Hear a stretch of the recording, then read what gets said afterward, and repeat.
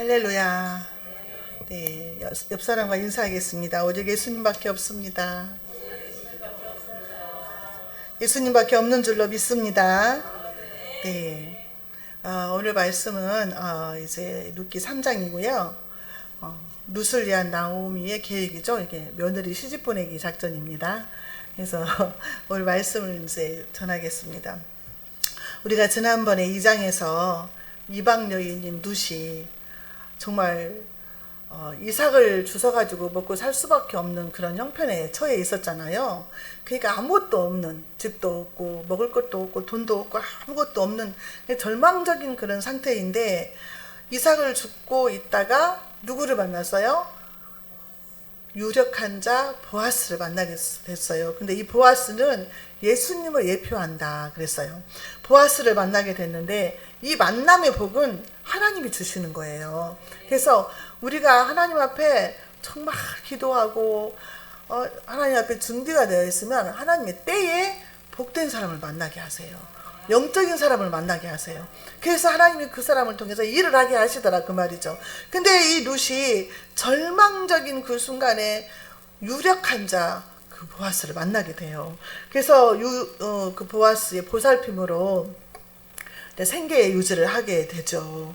자, 근데 보아스가 룻을 축복하면서 내가 다 안다 그러잖아요.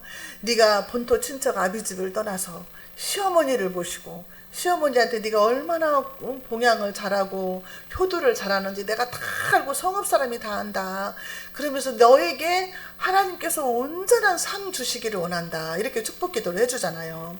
그래서 우리가 예수님으로부터 이런 축복 기도를 복을 받아야 될 줄로 믿습니다.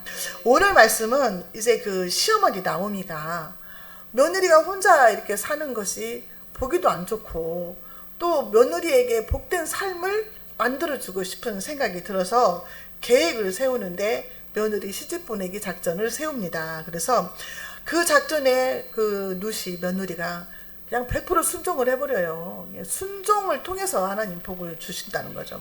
이 모든 계획 속에 하나님의 섭리가 있는 줄로 믿습니다.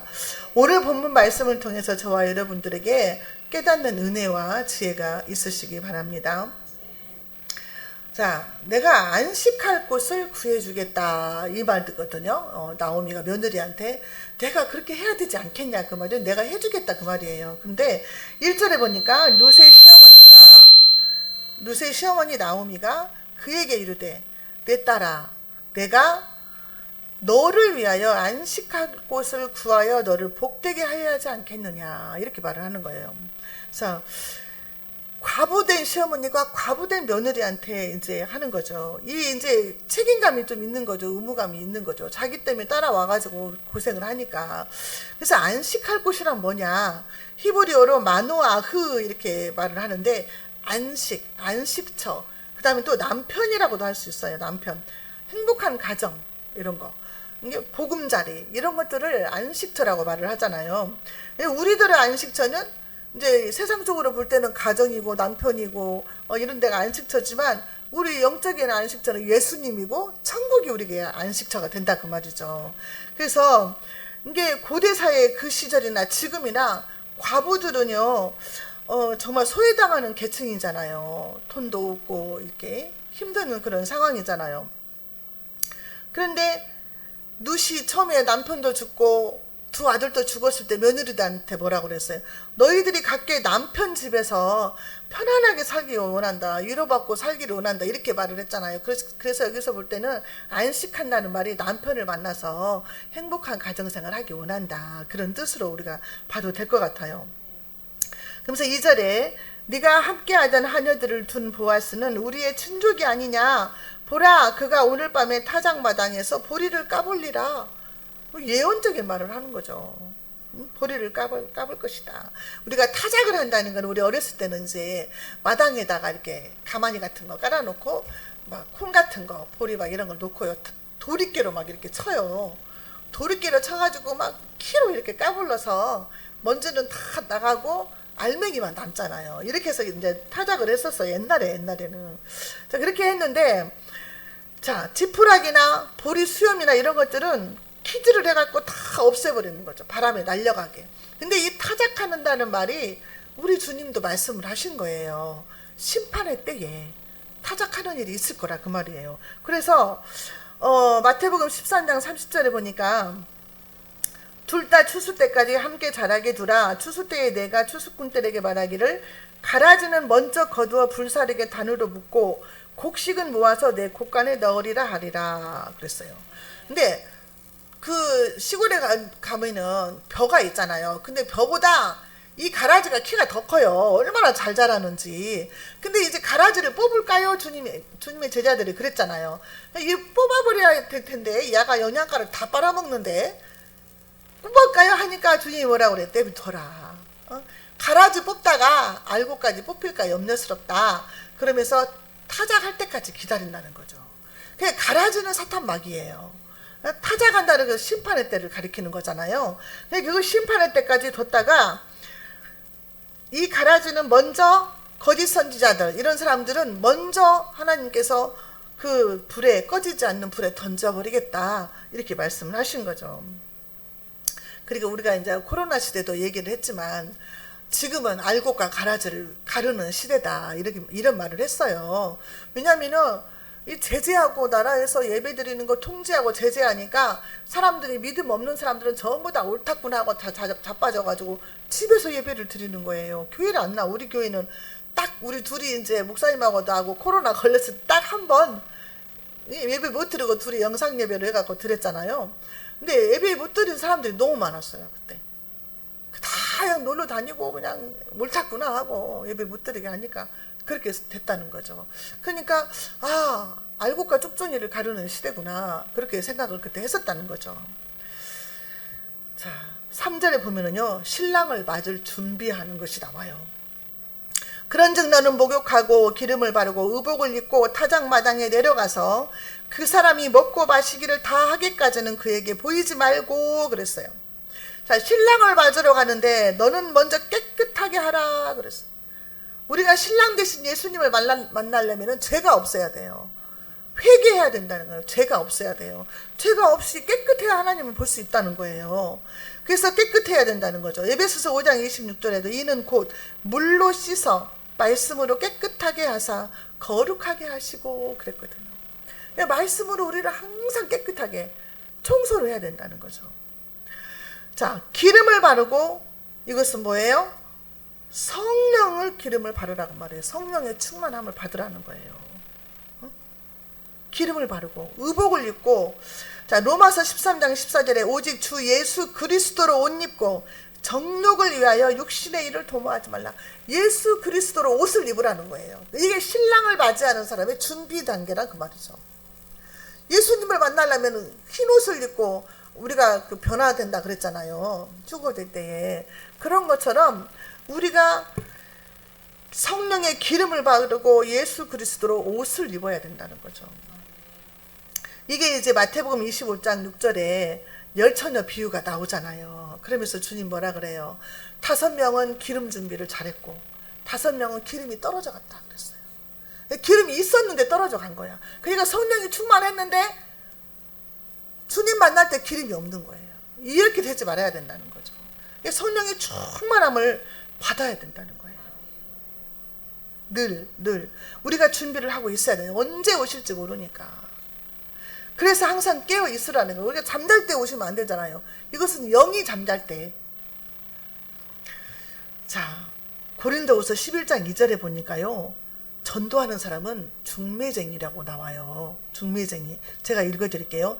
내가 하나님의 열심으로 너희를 위하여 열심을 내노니 내가 너희를 정결한 처녀로 한 남편인 그리스도께 드리려고 중매함이로다. 신랑 대신 예수님께 드리려고 너희를 중매했다 그렇게 말해요. 고린도후서 11장 2절에서. 그러니까 전도자는 믿지 않는 사람을 전도해서 남편 대신 예수님을 만나게 하기 위해서 중매하는 것과 똑같다는 거예요. 중매쟁이라는 거예요. 그래서 지금 여기서 중매쟁이는 시어머니 나오미가 되는 거죠. 며느리를 중매하는 거잖아요. 야, 먹고 마시기를 다하기까지 그에게 보이지 말고 타작이 끝나고 이제 보아스가 타작마당에서 잠들기까지, 추수가 끝난 날이면은 이제 일꾼들하고 이렇게 잔치를 벌리고 먹고 마시고 즐기고, 술도 한잔 했을지 몰라. 거기는 포도주를 막 마셨으니까. 그래서 곤이 잠들 때까지 기다리라는 거예요. 때를 기다리라는 거죠. 때를. 우리가 항상 기도하면은 하나님 빨리 응답해 주지 않는 것들이 있어요. 빨리 응답되는 것도 있지만, 빨리 응답이 되지 않으면 하나님은 내 기도를 안 들으시나? 막 낙심이 돼가지고 기도하기 싫을 때도 있어요. 어느 때 그러냐면 저는요, 친정 식구들 구원받게 해달라고 기도할 때, 그렇게 오랜 세월이 지났는데도 응답이 없을 때 하나님 내 기도 안 들으신가? 그 사람은 택한 사람이 아닐까? 막 이런 생각이 들 때도 있다 그 말이에요. 어떨 때 지쳐가지고. 그런데 하나님의 때가 있다 그 말이죠. 하나님의 때에 반드시 이루어질 줄로 믿습니다. 저 이제 아까 그 입학식 한다고 기도했잖아요. 근데요, 기도하는데 우리 주님이 웃으시면서 우리를 보면서, 봐라, 내가 네 기도 응답했지? 뭐 이렇게 하시는 것 같아요. 그렇게 하시는 것을 내가 감동으로 막 느끼니까 눈물이 나더라고요. 이 주일학교가 정말 우리는 그 두세 명 있을 때는 생각도 못 했잖아요. 근데 혜인이 애기들이 복이에요. 가네들이 오니까 지금 이렇게 부랴부랴 시작을 한 거잖아요. 하나님이 보내신 것 같아요. 너희가 언제까지 미적미적하고 있을래? 빨리 시작해라. 그러고. 주일학교가 얼마나 중요하냐. 지금요, 초중고 유치부서부터 동성애들 다 찬성하는 책 만들어서 다 가르치고 있어요. 응? 이걸 교회에서 가르쳐야 된다는 말이에요. 바로 잡아줘야 돼요. 그래서 애기들이 성령 받게 해야 되고, 애기들이 분별의 영이 있어야 돼요. 그래야 학교에서도 가르치면 아니다고 할 수 있어야 된다 그 말이죠. 응? 진화론 가르치고 그러잖아요, 학교에서. 그러기 때문에 이 일을 우리 주일학교가 지금 이제 6명으로 시작했지만 연년주일학교, 중등부, 고등부, 대학부, 청년부 이렇게 크게 키워나가서 정말 어린 다음 세대들을 가르쳐서 이 나라 이 민족 살려야 된다 그 말이에요. 지금은요, 마귀가요, 악한 마귀가 어떻게 하나 동성애자들을 많이 키워주고 높여주고 하는지 아주 난리도 아니에요. 사단 마귀가 하는 짓이죠. 그래서 우리 박주미 소원이 하나님이 주신 꿈이 대안학교를 세우는 거래요. 초중고 대안학교. 대안학교 시작하기 전에 주님 주일학교부터 이렇게 하게 하실 줄로 믿습니다. 주일학교에서 가르치면 되죠. 자, 그 주일학교 아이들이 오면은 이제 부모들도 따라오게 되고, 그래서 이제 사랑의 교회도 부흥이 돼서 빈자리가 없게 하실 줄로 믿습니다. 우리가 기도할 때에 낙심하지 말고 끝까지 응답될 때까지 기도해야 될 줄로 믿습니다. 때가 있다 그 말이에요. 때가. 그가 누울 때에, 4절, 그가 누울 때에 너는 그가 눕는 곳을 알았다가 들어가서 그의 발치 이불을 들고 거기 누우라. 그가 내 할 일을 너에게 알게 할 것이다 그랬어요. 아니, 나오미가 부도덕한 사람인가? 아니, 어떻게 여자한테 다른 남자 그 이부자리 밑에 가가지고 자라고 이렇게 말을 안 되는 소리잖아요, 우리가 생각할 때에. 아니, 나오미가 정말 이렇게 부도덕한 사람인가 봐, 음탕한 여자인가? 그렇게 생각할 수도 있잖아요. 근데 이게 고엘 제도라는 그런 율법에서 근거해가지고 지혜로운 처사다 이렇게 나와 있더라고요. 고엘 제도가 우리가 배웠잖아요. 그래서 이 나오미의 가정에는 남편들이 없어요. 그러니까 대를 잇지를 못해. 고엘 제도는 대를 이어주게 해야 되는 것이 고엘 제도잖아요. 그래서 고엘 제도의 혜택을 누릴 권리가 있다 그 말이에요. 이들은 권리가 있기 때문에 이 권리를 주장해라 그 말인 거죠. 그래서 이게 나쁜 게 아니다 이거를 말을 하는 거예요. 자, 그게 어디에 나오냐면 신명기 25장 7절에, 자, 그러나 그 사람이 만일 그 형제의 아내 맞이하기를 즐겨하지 아니하면 그 형제의 아내는 그 성문으로 장로들에게로 나아가서 말하기를 내 남편의 형제가 그의 형제의 이름을 이스라엘 중에 잊기를 싫어하며 남편의 형제된 의무를 내게 행하지 아니하였나 할 것이요 그랬어요. 이게 무슨 말이냐, 남편이 죽고 없는데 자식이 없어요. 근데 그 형제한테 대를 잇게 해달라 했는데 안 해주는 거예요. 그러면 너는 성문으로 가서 장로들한테 말을 해라. 그리고 네 권리를 주장해라. 그 형제가 대를 잇는 것을 싫어한다 이렇게 말해라는 거예요. 권리 주장을 하라는 거예요. 이게 우리 문화로서는 이해가 안 가지만 이 시대에 이런 고엘 제도가 있었다는 거죠. 고엘이 누구라고 그랬어요? 예수님. 우리의 고엘은 예수님, 우리의 대속자, 우리를 구속하신 구속자. 그래서 5절에 보면은요, 룻이 시어머니에게 이르되 어머니의 말씀대로 내가 다 행하리이다 하니라. 그리고 6절에서 행함으로 순종을 했다 그 말이에요. 아니 그게 어려운 부탁이잖아요. 우리 한국에서는 정말 있을 수 없는 일이잖아요. 근데 그거를 순종을 했다는 거예요. 그 어려운 일을. 응? 순종을 했어요. 어떻게 그것을 순종을 했냐. 아니 나이도 어리잖아요. 나이 어린 과부가 나이 많은 보아스의 잠자리로 찾아가서 잠을 잔다? 이건 보통 일이 아니잖아요. 이건 엄청나게 어려운 일이거든요. 여자들한테. 근데 이거를 시켰는데 그걸 순종했다는 거예요. 거절당했을 때 수치와 모욕감도 그것도 견딜 수 있게 갔다는 거 아니에요. 지금 이 어려운 것을 순종하는 것이 기적을 낳는 일인 것 같아요. 그래서 우리가 십계명에도 있잖아요. 내 부모를 공경하라.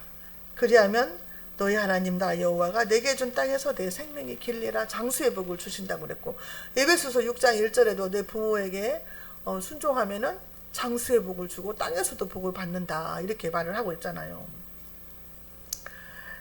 자, 그래서 우리 예수님이 시키는 일을 우리가 순종하는 자가 돼야 되는데, 혼인잔치집에서 포도주가 떨어졌을 때 예수님의 어머니가 막 예수님한테 와가지고 포도주가 떨어졌다. 이게 예수님이 할 능력이 있는 걸 엄마가 믿었어요. 마리아가. 그래가지고 포도주가 떨어졌다 했는데 예수님이 냉정하게 말했잖아요. 그게 나하고 무슨 상관입니까? 내 때가 아직 안 됐습니다. 그런데 그 어머니는 또 믿었어. 하인들한테 뭐라고 그랬어요? 예수님이 시키는 대로 해라 그랬어요. 시키는 대로 해라. 말도 안 되는 일을 순종하라고 시킨 거예요. 아니 항아리에다가 물을 떠다 붓는 일을 했다 그 말이에요. 포도주가 떨어졌는데 이게 무슨 상관이냐 이 말이죠. 근데 하나님 기적을 일으키셨잖아요. 그냥 우리가 순종하면은 내 생각으로는 이게 순종해서 뭐 될 일이야? 이 말도 안 되는 일인데 왜 이런 걸 시켜? 이럴 때 있다 그 말이에요. 근데 하나님은 더 큰 걸 준비하고 계시더라 그 말이에요. 지금까지 우리가 살아오면서 그런 것들을 너무 많이 경험을 한 거예요. 막 예를 들어서 우리가 그냥 갑자기 힘든데 막 너는 저기 어디에 쌀을 팔아가지고 쌀 7가마니를 팔아서 어디에 갖다 줘라 막 이런 식으로 한다든지 막 이런 하나님의 종들을 통해서 그럴 때도 있었고, 어디 교회에 개척을 했는데 하나님한테 뭐를 올려라 막 이런 것도 있고, 막 순종하기 어려운 사건들도 많이 있었어요. 그렇지만 우리가 그런 것들을 순종할 때에 하나님은 더 큰 선물들을 준비하고 계시더라고 말이죠. 그러니까 하나님이 시키면 그냥 아멘하고 순종하면 하나님이 책임을 지시더라 그 말씀이에요. 자, 시어머니 말씀에 순종한 룻은 7절에 볼까요? 보아스가 먹고 마시고 마음이 즐거워 가서 곡식단 더미의 끝에 눕는지라 룻이 가만히 서서 그의 발치 이불을 들고 거기에 누웠더라. 룻이 어머니의 말씀대로 순종을 했어요. 다 깨끗이 씻고 기름을 바르고 옷을 이삭죽 때 입던 옷 안 입고 옷을 깨끗한 옷을 갈아입고 그 이불을 들치고 가서 누웠다 그 말이에요. 응? 걔가 먹고 마시고 즐거워서 잠들었을 때에 우리가 이렇게 룻이 이렇게 했다는 거죠. 응? 우리가 먹고 마시는 것보다 더 즐거운 일이 사실 이 세상에서는 없잖아요. 근데 이게 하나님이 우리에게 주신 선물이에요. 선물. 하나님이 우리가 전도서 3장 13절에 보니까 사람마다 먹고 마시는 것과 수고함으로 낙을 누리는 것이 하나님의 선물인 줄을 또한 알았도다 그랬거든요. 그러니까 우리가 지금 먹고 마시는 거 너무 감사하다는 거죠. 풍성하게. 오늘 아침에 제가 이제 그 은혜라는 찬양을 들었는데 다시 한번 새롭게 감사하더라고요. 우리가 누려왔던 이 모든 것들이 당연한 게 아니다. 하나님의 은혜다. 내가 지나왔던 그 시간들, 우리가 지나왔던 그 순간들, 그 순간을 정말 되새겨보면, 우리가 뒤돌아보면 와 그때가 고비였는데 그때 막 숨이 콱 막혀버린 것, 숨이 안 쉬어지고 멎어버릴 것 같은 그런 순간이 있었거든요. 와 숨이 막 멎어버리는 것 같았어요. 그 순간이 있었는데도 하나님은 전화위복이 되게 하신 거예요. 그거를 기가 막힌 방법으로 해결을 하시더라고요. 그 하나님의 능력을 믿어야 돼요. 우리가 염려 근심이 있잖아요. 이게 그냥 돌덩이처럼 마음에 막 누르고 있어. 걱정 근심이 너무 힘들어. 근데 우리가 기도하면 하나님이 그거를요 기가 막힌 방법으로 해결을 하시더라고 말이에요. 그 하나님을 믿으시기 바랍니다. 룻이 보아스의 발치에 누웠어요. 어머니 말씀대로 순종했다 그 말이에요. 순종. 이 순종은 항상 우리가 성경에서 보면 많이 나오잖아요. 순종이 제사보다 낫다 그러면서 아담이 불순종했고 그래서 모든 죄가 이 세상에 들어왔고 예수님이 순종함으로 우리가 구원받는 역사가 일어났잖아요. 그래서 이 룻이 순종함으로 룻은요 다윗의 조상이 돼버린 거예요. 기가 막힌 일 아니에요? 보아스가 자다가 깜짝 놀래가지고 발밑에서 누가 막 발밑에 사람이 걸리니까 이게 무슨 일인가 하고 깜짝 놀란 거예요. 이게 그 남자도 얼마나 놀랬겠어요. 자다가 이게 상상할 수도 없는 일이잖아요. 이게 무슨 일인가 하고 깜짝 놀라갖고 9절에 이르되 네가 누구냐 하니 대답하되 나는 당신의 여종 룻이오니 당신의 옷자락을 펴 당신의 여종을 덮으소서. 이는 당신이 기업을 부를 자가 됨이니이다 하니. 우리가 주님한테 주님 나는 주님의 종입니다. 주님 나를 도와주세요. 주님의 옷자락으로 나를 덮으소서. 이 말이 그 말이에요. 나를 도와주세요. 나를 살려주세요. 우리 예수님이 독수리의 날개에 우리를 업어서 여기까지 인도했다 그랬잖아요. 업어서 그 말도 있잖아요. 바닷가를 거닐었는데 예수님과 둘이 걸어갔는데 나중에 보니까 발자국이 하나밖에 한 사람 발자국밖에 없어서 예수님 나는 그럼 어디 있습니까? 그러니까 주님이 뭐라 그래요? 내가 너를 업고 걸었다. 이런 말도 있잖아요. 그런 것처럼 우리 주님이 내가 너희를 독수리의 날개같이 업어서 여기까지 왔다. 그렇게 말씀하시는 줄로 믿습니다. 당신의 옷자락을 펴서 여종을 덮으소서 그래요. 근데 우리가 예수님의 보호 아래 있어야 이런 은혜가 있을 줄로 믿습니다. 자, 이게 그 보아스가 룻에게 축복했던 그 말이에요. 2장 12절에 보면은 보아스가 룻에게 여호와께서 네가 행한 일에 보답하시기를 원하며 이스라엘의 하나님 여호와께서 그의 날개 아래에 보호를 받으러 온 너에게 온전한 상 주시기를 원한다 그랬잖아요. 그러니까 하나님의 날개 아래에 보호를 받으러 온 너에게 하나님이 그렇게 꼭 응답하고 온전한 상 주시기를 원한다 이렇게 축복을 해줬잖아요. 그러니까 나오미가 당신의 옷자락을 펴서 나를 덮어주소서. 당신이 나를 보호할 자입니다. 이렇게 말하는 거죠. 그리고 이 모든 일들이 룻이 하나님은 나의 하나님이라고 고백했기 때문에 이렇게 이루어지는 일이죠. 어머니 하나님은 나의 하나님이다 그랬잖아요. 그 고백 위에 하나님이 세우시는 거예요. 이렇게 구체적으로 여기서는 결혼을 통해서 보호받기를 원한다 그 말이에요. 당신과 나가 결혼을 해서 내가 그 날개 아래 안식하기를 원한다 그런 말이죠. 자, 에스겔서 16장 8절에 하나님과 이스라엘의 언약 이야기가 나와요. 내가 네 곁으로 지나며 보니 너의 때가 사랑을 할 만한 때라. 내 옷으로 너를 덮어 벌거벗은 것을 가리고 네게 맹세하고 언약하여 너를 내게 속하게 하였느니라. 나 주 여호와의 말이니라. 사랑할 때가 됐다. 그래서 내 옷으로 너를 덮었다. 그래서 너의 벌거벗은 것을 가려줬다. 그렇게 말하는 거예요. 응? 수치를 가리게 했다. 오늘 오전에도 그런 말씀이 있었잖아요. 수치를 가리게 했다. 정말 내가 예수 믿는 사람으로서 수치스러울 때가 있잖아요. 아니 예수 믿으면 다 잘 돼야지. 너 하나님 믿는다면서 왜 실패해? 너 왜 그 모양이야? 이렇게 세상 사람들이 말할 때 얼마나 수치스럽고 힘들어요. 그럴 때 내가 하나님 도와주세요. 나 하나님밖에 없어요. 주님밖에 이 일을 해결할 자가 없어요.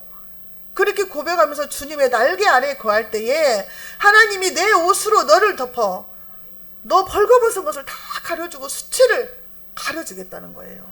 하나님이 해결해 주시겠다는 거예요. 그 하나님이 우리 하나님이신 줄로 믿습니다. 10절에 보겠습니다. 그가 이르되 보아스가요 내 딸아 여호와께서 내게 복 주시기를 원하노라. 네가 가난하건 부하건 젊은 자를 따르지 아니하였으니 네가 베푼 인애가 처음보다 나중에 더하도다. 여기서 볼 때의 보아스는 나이가 많아요. 아마 시아버지의 엘리멜렉의 친족이기 때문에 시아버지 또래 됐을 수도 있어요. 그 나이가 많은데 이 룻은 젊은 여자잖아요. 젊은 여인인데 세상에 얼마나 젊고 잘생기고 좋은 사람들이, 배경 좋은 사람들이 많이 있었겠어요. 근데 결혼이라는 게 그렇게 하는 게 아니잖아요, 사실은. 근데 그 어머니의 말씀대로 대를 잇기 위해서 자신의 그 육신의 안목대로 하지 않고 젊은 남자를 좋아할 수도 있으나 나이 먹은 그 보아스에게 하나님 말씀에 순종해서 했다는 사실에 감동을 먹은 거예요, 보아스가. 감동을 먹어서 네가 베푼 은혜가 처음보다 나중에 더하다, 이 말이 무슨 말이에요?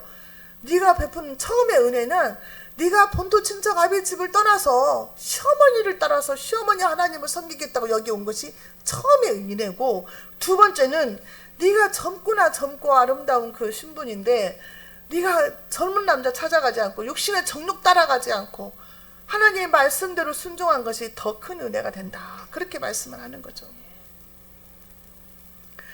계시록 2장 19절에 내가 네 사업과 사랑과 믿음과 섬김과 인내를 아노니 네 나중 행위가 처음 것보다 많도다. 너의 사업 처음 것보다 나중이 많다. 너의 사랑과 믿음과 섬김과 인내가 네 나중 행위가 처음 것보다 더 많다는 거예요. 그런 복을 우리에게 주실 줄로 믿습니다.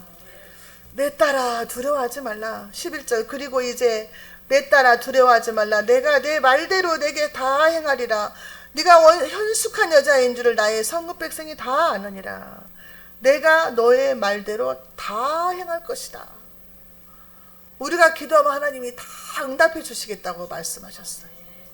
너희가 기도하고 간구한 것은 받은 줄로 믿어라 그랬어요. 믿어버려야 돼요.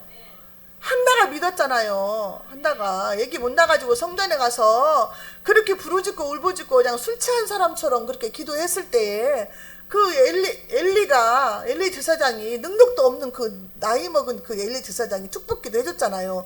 근데 그 말씀은 바로 믿어버리고 근심이 없어졌다 그랬잖아요. 그때부터 걱정하지 말고 그냥 맡기라 그 말이에요. 하나님한테 너 기도했어? 그러면 하나님께 맡겨. 이제부터 근심하지 마, 걱정하지 마, 두려워하지 마. 내가 할 거야. 내가 그 일을 붙잡고 있으면 하나님이 일을 못해요.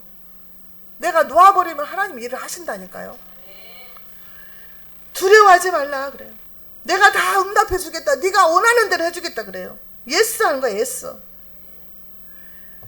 룻이 이해타산을 다 초월해서 조건 따지지 않고 그렇게 순종했을 때에 하나님께서 그에게 복을 주시는 줄로 믿습니다. 네가 현숙한 여자인 줄 이 성읍 사람이 다 안다 그랬어요. 현숙한 여자. 현숙한 여자는요, 힘 있는 여자, 능력 있는 여자, 이렇게 나와 있더라고요. 현숙한 여자가. 잠언 31장에 보면은요, 현숙한 여자에 대해서 나와 있어요. 여자들이 잘 들어야 돼. 자, 산업이 핍절치 아니하게 하며 가난한 자에게 선을 행하는 자며 남편을 존귀케 만드는 자며 모든 언사에 지혜와 규모가 있는 자고 부지런하여 게으르지 아니한 자, 그 다음에 여호와를 경외함으로 주변으로부터 칭찬을 듣는 자가 현숙한 여자래요. 결혼 안 한 자녀들이 있으면 이런 여자 얻게 해달라고 기도해야 돼요. 현숙한 여자라는 거죠. 잠언 12장 4절에 어진 여인은 그 지아비의 면류관이나 욕을 끼치는 여인은 그 지아비로 뼈가 썩음 같게 하느니라 그랬어요. 이거로 볼 때의 현숙한 여자는 룻이 현숙한 여자의 자격을 갖췄다 이렇게 말을 하는 거죠. 현숙한 여자라고 했으니까. 자, 보아스가 뭐라고 하냐, 내가 너의 말대로 다 해주겠지만 나보다 더 가까운 친척이 있다 이렇게 말을 하는 거예요. 그래서 내가 그 친척한테 내일 가가지고 물어보겠다. 그 사람이 만약에 너에게 기업 물은다고 하면, 기업을 물러주고 고엘이 되겠다고 하면 좋겠지만 그 사람이 너에게 고엘이 되지 않겠다고 하면 내가 다 해주겠다. 좀 기다려라 그 말이에요. 하나님께 맹세하고 내가 다 해주겠다 이렇게 말을 했어요. 살아계신 하나님을 두고 맹세하겠다. 걱정하지 말아라 이거예요. 자, 14절에 볼게요. 룻이 새벽까지 그의 발치에 누웠다가 사람이 서로 알아보기 어려울 때에 일어났으니 보아스가 말하기를 여인이 타작마당에 들어온 것을 사람이 알지 못하여야 할 것이라 하였습니다. 룻이 젊은 여자가 그 침실에 들어와서 이불자리에 있는데 다른 사람들이 보면 안 되잖아요. 수치심을 느끼지 못하도록 또 새벽까지 여기 있다가 새벽에 날 새기 전에 사람들 오기 전에 다 가라 이렇게 얘기를 한 거예요. 혼내키지 아니하고. 자, 15절에 보아스가 이르되 네 겉옷을 가져다가 그것을 펴서 잡으라 하매 그것을 펴서 잡으니 보리를 여섯 번 되어 룻에게 지어주고 성읍으로 들어가니라 그랬어요. 빈손으로 가지 말고 너희 시어머니한테 가는데 빈손으로 가지 말아라 그러면서 옷을 펴가지고 보리를 6번을 데워줬어요. 이삭으로 주스면 그게 며칠 주어야 되는 보리잖아요. 근데 6번을 데워주면서 너희 시어머니한테 갖다 줘라 이렇게 말을 한 거예요. 근데 시어머니는 그 다음날 아침에 얼마나 기다렸겠어요. 너무 기대감을 가지고 어떻게 됐니 그랬을 것 같아요. 기대감을 가지고. 우리가 하나님한테 기도하고 나면은 하나님이 어떻게 하실까 하면서 막 기대하잖아요. 그런 기대감을 가지고 물어봤더니 자초지종을 다 말을 한 거예요. 이제 며느리가. 자, 그래서 시어머니가 이제 뭐라고 하냐? 18절에 이에 시어머니가 이르되 내 딸아 이 사건이 어떻게 될지 알기까지 앉아 있으라. 그 사람이 오늘 이 일을 성취하기 전에는 쉬지 아니하리라. 이게 무슨 말이에요? 우리가 하나님 앞에 기도했으면 기다리고 있으라는 거예요. 하나님이 어떻게 일하시는지 봐라 이 말이에요. 하나님이 이 일이 이루어지기까지 쉬지 않고 일을 할 것이다 그 말이잖아요. 저와 여러분들도 기도를 했으면 기대감을 가지고 그 결과를 기다려야 될 줄로 믿습니다. 하나님은 쉬지 않고 일을 하실 줄로 믿습니다. 하나님은 우리를 위해서 기도하시고 하나님 우편에서 예수님이 기도하시는데 졸지도 아니하시고 주무시지도 아니하신다 그랬어요. 그 하나님이 우리 하나님이신 줄로 믿습니다. 우리가 이방인 룻이잖아요. 저와 여러분들도 이방인이에요. 우리가 예수 믿기 전에는 하나님을 알지도 못했고 그 축복의 자리에 서지도 못하고 천국은 우리가 꿈도 못 꿨잖아요. 그렇지만 이제 우리가 신분이 변했어요. 하나님의 자녀로. 이방인 룻도 하나님께서 이렇게 복을 주시는데 우리 하나님의 자녀로 삼았는데 우리의 기도를 응답 안 하시겠냐 이 말이에요. 이게 우리가 지금 겪고 있는 것은 과정이에요. 과정. 하나님께서 쓰시고자 하시는 그릇을 만들어가는 과정이다 그 말이에요. 이 룻도 얼마나 하나님께서 높이 쓰시는지 다음 주에 이제 나옵니다. 하나님 얼마나 크게 하나님 복을 주셨는지 기대하십시오. 기도하겠습니다. 하나님 아버지 감사합니다. 하나님은 사람을 외모로 보지 아니하시고 형편과 처지를 다 아시며 우리의 기도를 다 들으시고 우리의 눈물을 보시고 우리의 형편을 아신다 그랬습니다. 하나님 우리를 머리털까지 다 세신 바 되신 주님께서 우리의 기도를 들으시고 응답하여 주심을 믿습니다. 아버지 하나님 힘들고 어려운 상황에 있을지라도 하나님 소망을 버리지 않게 하시고 오직 주님만을 붙들고 이 말씀이 내 것이 되게 해주셔서 우리의 마음판에 새겨지게 하시고 살아 역사하게 하시고 또한 우리가 말씀에 순종하는 자들이 되게 해주셔서 반드시 열매를 맺게 하시고 하나님 앞에 간증하는 자가 되게 해주옵소서. 예수님의 이름으로 기도하옵나이다. 아멘.